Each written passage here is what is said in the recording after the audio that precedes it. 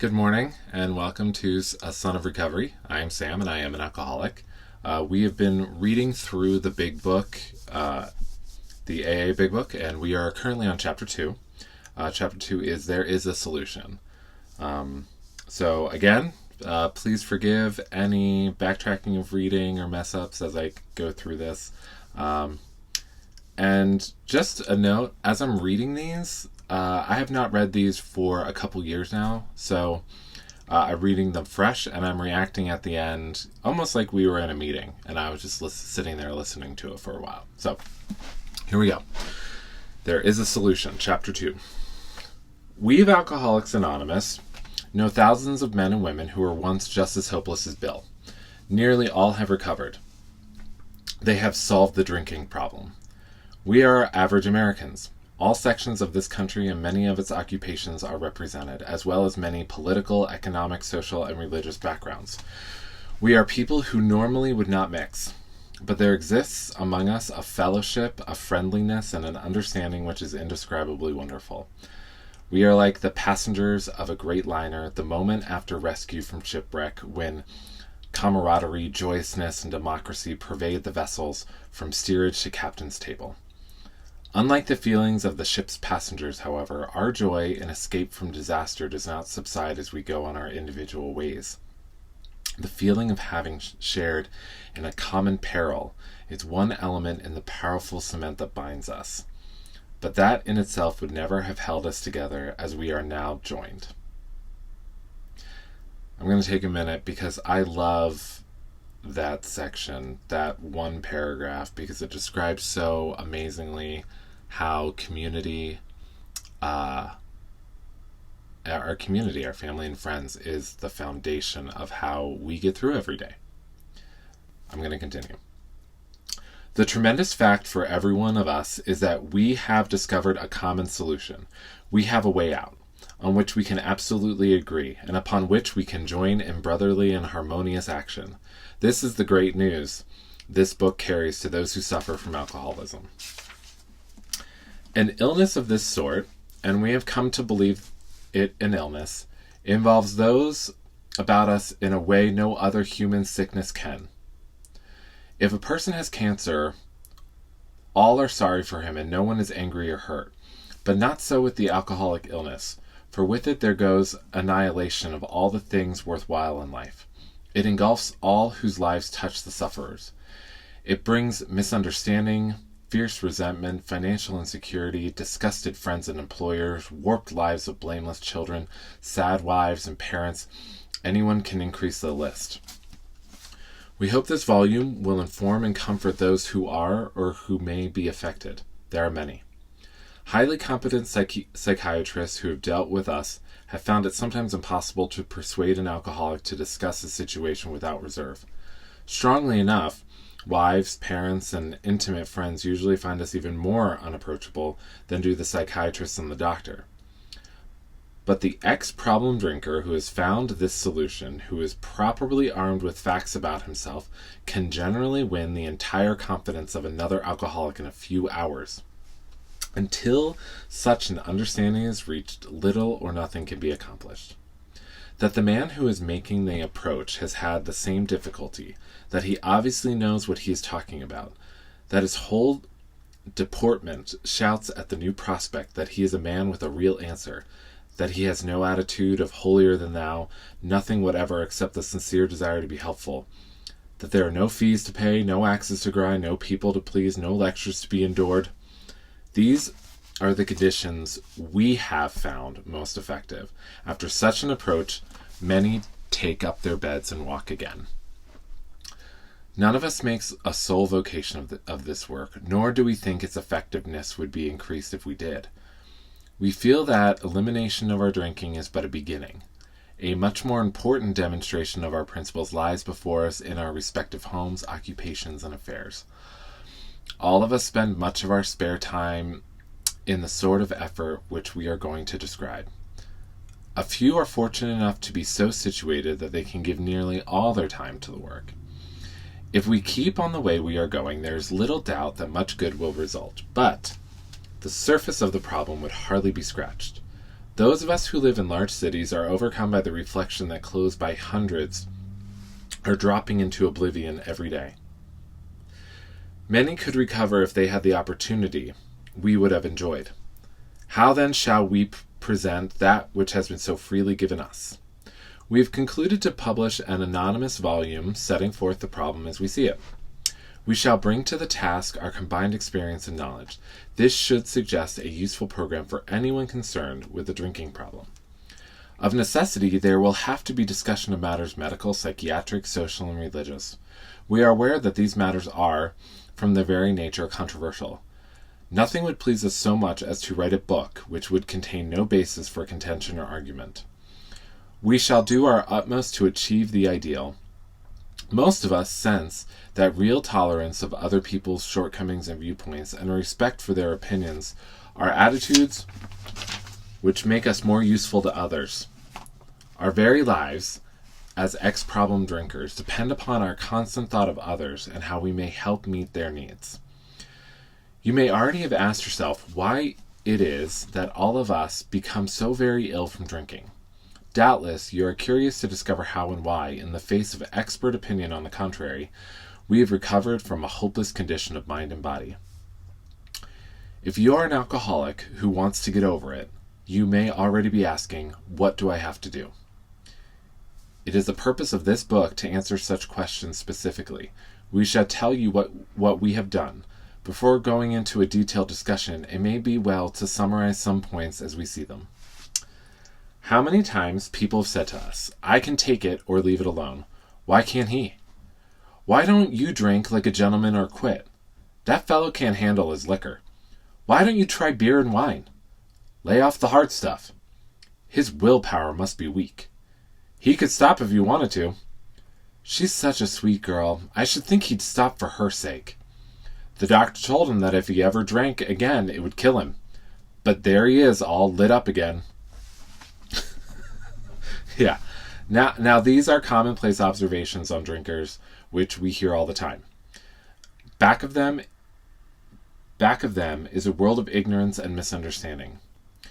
We see that these expressions refer to people whose reactions are very different from ours. Moderate drinkers have little trouble in giving up liquor entirely if they have good reason for it. They can take it or leave it, alone. Then we have a certain type of hard drinker. He may have the habit badly enough to gradually impair him physically and mentally. It may cause him to die a few years before his time. If a sufficiently strong reason, ill health, falling in love, change of environment, or the warning of a doctor becomes operative, this man can also stop or moderate, although he may find it difficult and troublesome and may even need medical attention. But what about the real alcoholic? He may start off as a moderate drinker. He may or may not become a continuous hard drinker, but at some stage of his drinking career, he begins to lose all control of his liquor consumption once he starts to drink. Here is the fellow who has been puzzling you, especially in his lack of control. He does absurd, incredible, tragic things while drinking. He is a real Dr. Jekyll and Mr. Hyde. He is seldom mildly intoxicated. He was always more or less insanely drunk. I have that section underlined because that was me. His disposition while drinking resembles his normal nature but little. He may be one of the finest fellows in the world, yet let him drink for a day and he frequently becomes disgustingly and even dangerously antisocial. He has a positive genius for getting tight at exactly the wrong moment, particularly when some important decision must be made or engagement kept. He is often perfectly sensible and well-balanced concerning everything except liquor, but in that respect he is incredibly dishonest and selfish. He often possesses special abilities, skills, and aptitudes and has a promising career ahead of him. He uses his gifts to build up a bright outlook for his family and himself, and then pulls the structure down on his head by a senseless series of sprees. He is the fellow who goes to bed so intoxicated he ought to sleep the clock around.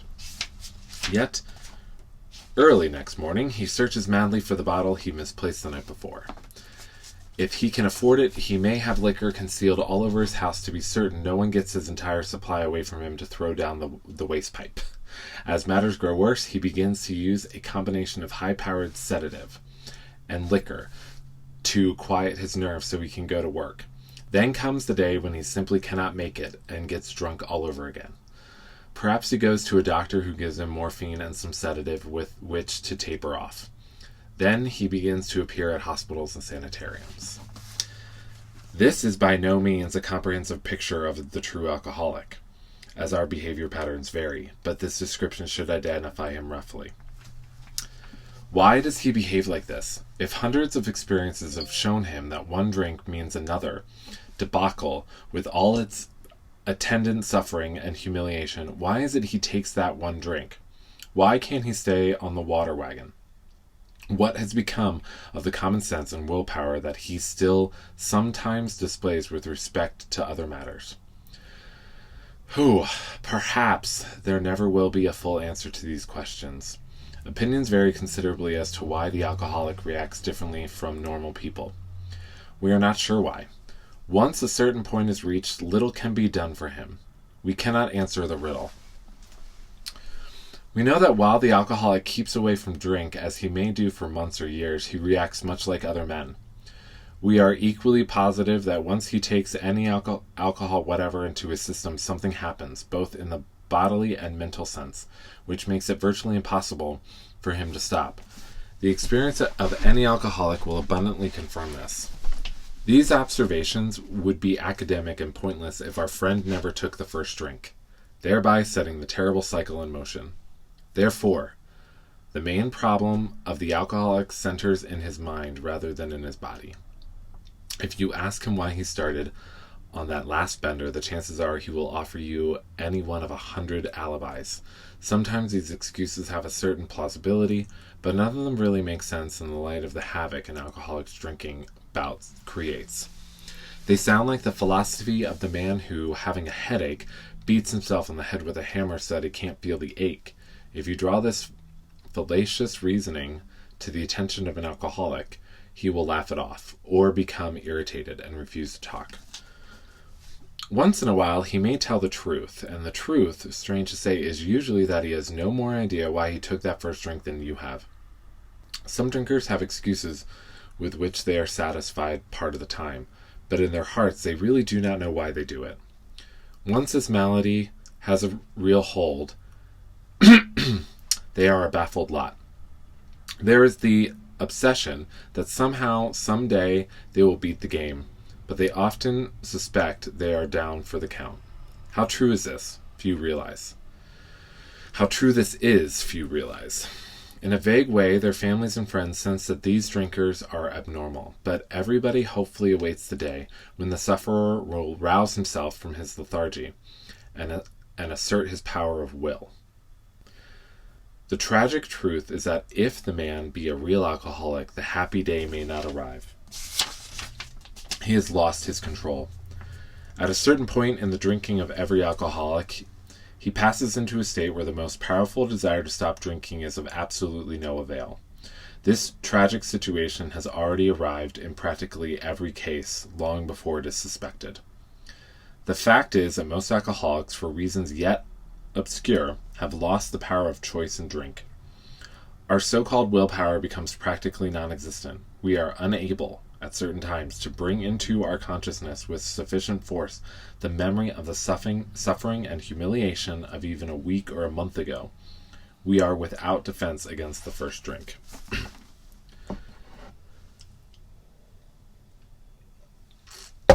The almost certain consequences that follow taking even a glass of beer do not crowd into the mind to deter us. If these thoughts occur, they are hazy and readily supplanted with the old threadbare idea that this time we shall handle ourselves like other people. There is a complete failure of the kind of defense that keeps one from putting his hand on a hot stove. The alcoholic may say to himself in the most casual way, "It won't burn me this time, so here's how." Or perhaps he doesn't think at all. How often have some of us begun to drink in this nonchalant way, and after the third or fourth, pounded on the bar and said to ourselves, "For God's sake, how did I ever get started again?" Only to have that thought supplanted by, "Well, I'll stop with the sixth drink," or "What's the use anyhow?" When this sort of thinking is fully established in an individual with alcoholic tendencies, He has probably placed himself beyond human aid, and unless locked up, may die or go permanently insane. These stark and ugly facts have been confirmed by legions of alcoholics throughout history. But for the grace of God, there would have been thousands more convincing demonstrations. So many want to stop but cannot. There is a solution. Almost none of us liked the self-searching, the leveling of our pride, the confession of shortcomings which the process requires for its successful consummation. But we saw that it really worked in others, and we had to come to believe in the hopelessness and futility of life as we had been living it. When, therefore, we were approached by those in whom the problem had been solved, there was nothing left for us but to pick up the simple kit of spiritual tools laid at our feet. We have found much of heaven, and we have been rocketed into a fourth dimension of existence, of which we had not even dreamed. The great fact is just this, and nothing less, that we have had deep and effective spiritual experiences, which have revolutionized our whole attitude toward life, toward our fellows, and towards God's universe. The central fact of our lives today is the absolute certainty that our Creator has entered into our hearts and lives in a way which is indeed miraculous. He has commenced to accomplish those things for us which we could never do by ourselves. If you are as seriously alcoholic as we were, we believe there is no middle-of-the-road solution. We were in a position where life was becoming impossible. And if we had passed into the region from which there is no return through human aid, we had but two alternatives. One was to go on to the bitter end, blotting out the consciousness of our intolerable situation as best we could, and the other, to accept spiritual help. This we did because we honestly wanted to, and were willing to make the effort. A certain American businessman had ability, good sense, and high character. For years he had floundered from one sanitarium to another. He had consulted the best-known American psychiatrists. Then he had gone to Europe, placing himself in the care of a celebrated physician, the psychiatrist Dr. Jung, who prescribed for him. Though experience had made him skeptical, he finished his treatment with unusual confidence. His physical and mental condition were unusually good. Above all, he believed he had acquired such a profound knowledge of the inner workings of his mind that its hidden springs that relapse was unthinkable. Nevertheless, he was drunk in a short time. More baffling still, he could give himself no satisfactory explanation for his fall. So he returned to this doctor whom he admired, and asked him point-blank why he could not recover.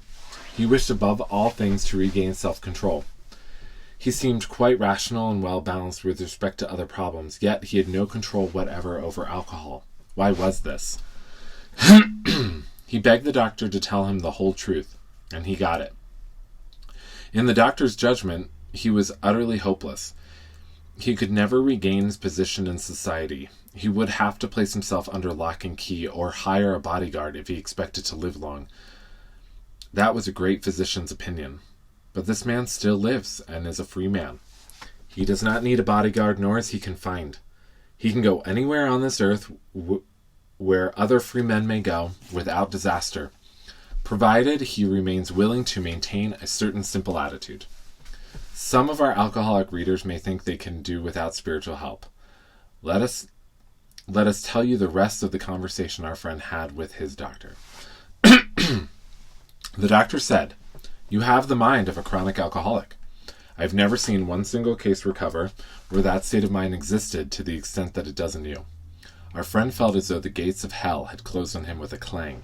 He said to the doctor, "Is there no exception?" "Yes," replied the doctor, "there is. Exceptions to cases such as yours have been occurring since early times. Here and there, once in a while, alcoholics have had what are called vital spiritual experiences. To me, these occurrences are phenomena.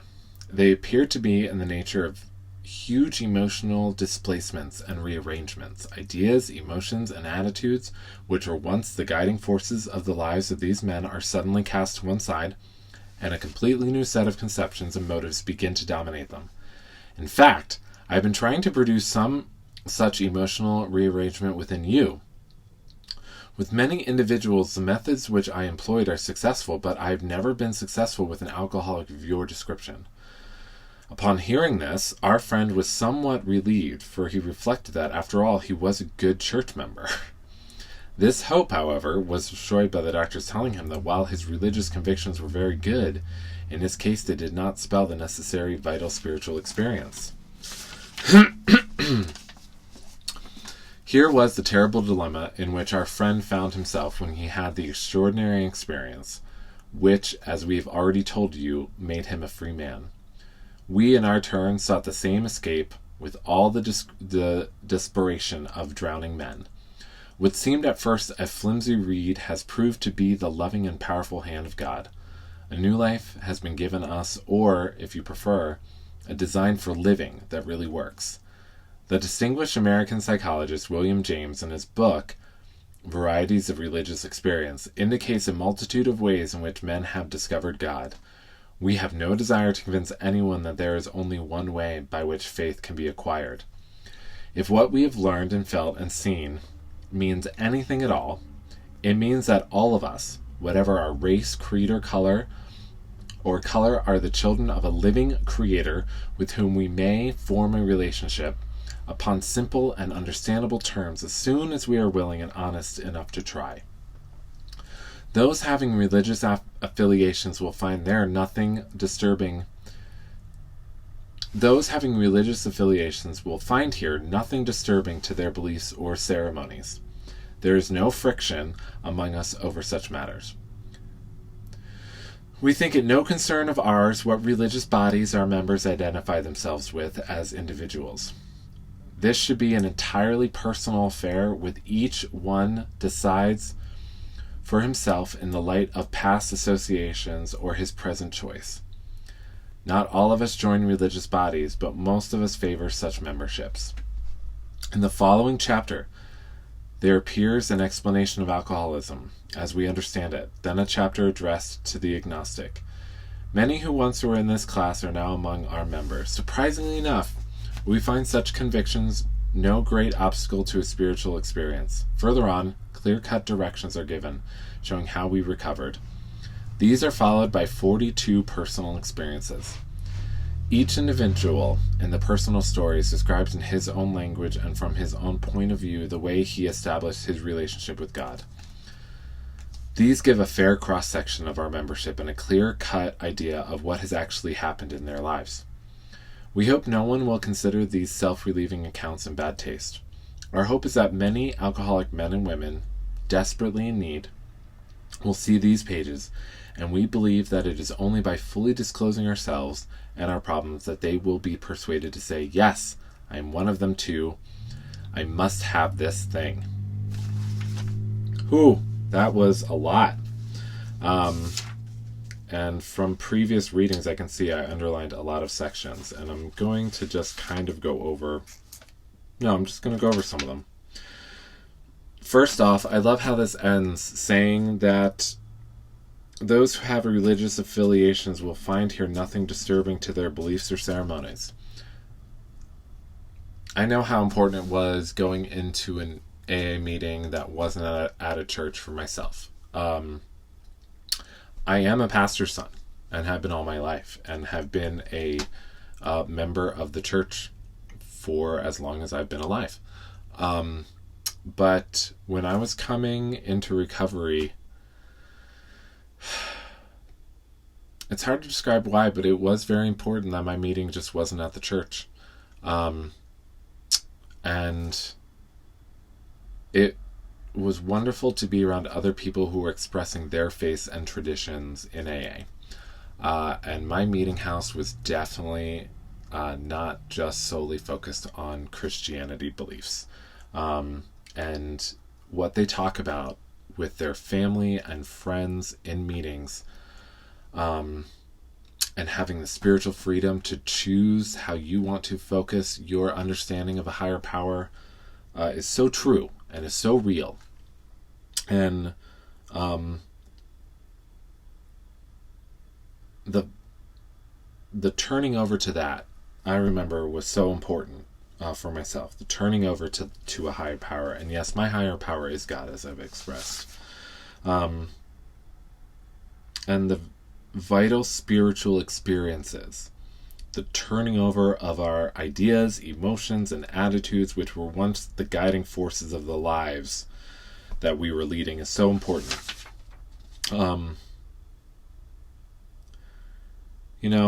It's that lack of willpower that they drove into this section. I remember feeling so helpless and so hopeless, and